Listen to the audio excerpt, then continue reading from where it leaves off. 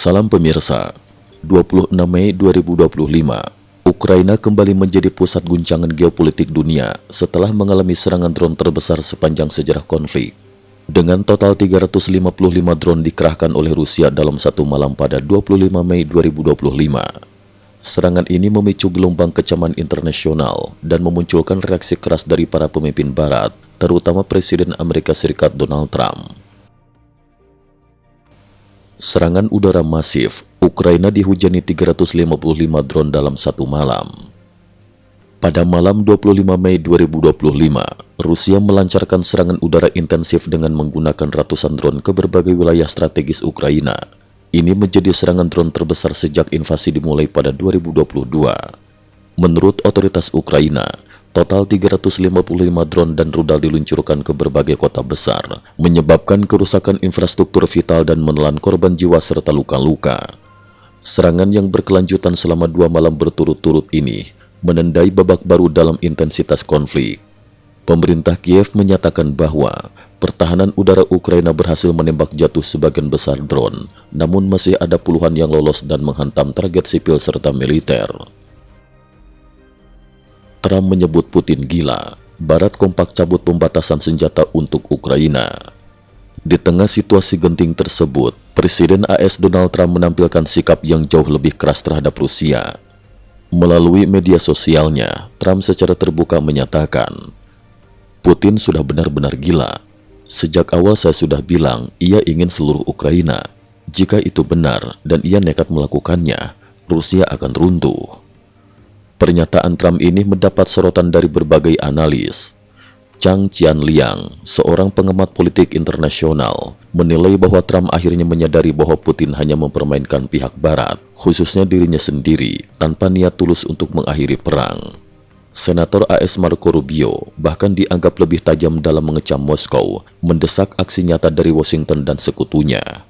Sebagai respon konkret terhadap eskalasi ini, pada 26 Mei, Jerman, Perancis, Inggris, dan Amerika Serikat secara resmi mencabut seluruh batasan jangkauan penggunaan senjata yang dipasok ke Ukraina.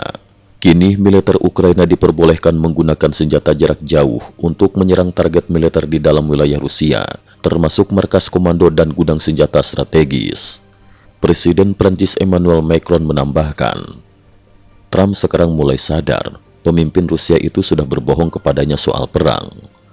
Macron juga menuntut agar Barat memberikan tenggat waktu jelas bagi Moskow untuk menerima gencatan senjata dengan ancaman sanksi lebih keras jika Rusia tetap menolak. Insiden viral, Macron dan istri di Vietnam, serta upaya pemenggalan kepala Putin. Sementara itu, lawatan Presiden Prancis Emmanuel Macron dan istrinya Brigitte ke Vietnam menjadi sorotan tersendiri. Sebuah video viral menunjukkan Brigitte tiba-tiba menepuk wajah Macron saat turun dari pesawat, membuat momen tersebut ramai dibahas di media sosial. Istana Elysee awalnya membantah ada masalah, namun akhirnya mengakui bahwa insiden itu hanya candaan di antara suami istri. Di sisi lain, pada 26 Mei, media Taiwan mengutip laporan Channel One Rusia yang menyebut pada 20 Mei lalu, militer Ukraina berusaha melakukan serangan pemenggalan kepala terhadap Presiden Putin. Dalam operasi tersebut, sebanyak 46 drone Ukraina diarahkan untuk menyerang rute pesawat kepresidenan saat Putin menuju Kursk. Meski begitu, semua drone berhasil dipatahkan oleh sistem pertahanan Rusia dan Putin dinyatakan selamat. Pesawat khusus Presiden Putin, Il-96-300 yang dijuluki Kremlin Bow in the Air, dilengkapi teknologi pertahanan canggih, termasuk perlindungan inframerah, sistem anti-radar, pertahanan 360 derajat, komunikasi satelit terenkripsi, serta kemampuan komando nuklir. Demi keamanan ekstra, biasanya 3 hingga 5 pesawat pengiring beroperasi secara terbuka maupun rahasia, sehingga jalur dan identitas pesawat asli sangat sulit dilacak. Tiongkok terbongkar pasok material militer ke Rusia, Ukraina beri sinyal keras ke Barat. Di tengah memanasnya situasi, Kepala Intelijen Luar Negeri Ukraina, Yuri Ivashchenko, mengungkap kepada Ukraine Forum bahwa Tiongkok secara sistematis memasok mesin industri, bahan kimia khusus, mesiu, suku cadang dan komponen elektronik ke lebih dari 20 pabrik militer Rusia. Dari 2024 hingga 2025, tercatat sedikitnya 5 kerjasama besar antara Beijing dan Moskow, termasuk pengiriman suku cadang dan dokumen pesawat tempur. Lebih mengejutkan lagi, 80% perangkat elektronik yang digunakan pada drone militer Rusia saat ini berasal dari Tiongkok. Presiden Ukraina Volodymyr Zelensky sebelumnya secara terbuka menuduh Beijing memberikan dukungan militer langsung kepada Moskow, bahkan melibatkan warga negara Tiongkok dalam produksi senjata Rusia. Tuduhan ini segera dibantah oleh juru bicara Kementerian Luar Negeri Tiongkok, Lin Qian, namun berbagai bukti terus bermunculan. Motif Ukraina bongkar keterlibatan Tiongkok, menggugah Barat untuk bertindak. Cheng Chin-mu, Wakil Dekan Departemen Hubungan Internasional Universitas Tamkang, Taiwan, menilai bahwa pengungkapan Ukraina tentang peran Tiongkok di balik mesin perang Rusia bukan tanpa alasan. Menurutnya, tujuan utama Kiev adalah membangunkan Barat, terutama Amerika Serikat, bahwa konflik Ukraina bukan lagi sekadar Ukraina versus Rusia, melainkan pertempuran antara Ukraina dan poros Tiongkok-Rusia. Zelensky secara spesifik memberi pesan ke Trump bahwa hambatan terbesar bagi perdamaian saat ini justru adalah Beijing, bukan hanya Moskow. Jika AS dan Barat tidak menindak langsung ke akar masalah, perang ini tidak akan pernah usai, ungkap Cheng kepada Epoch Times.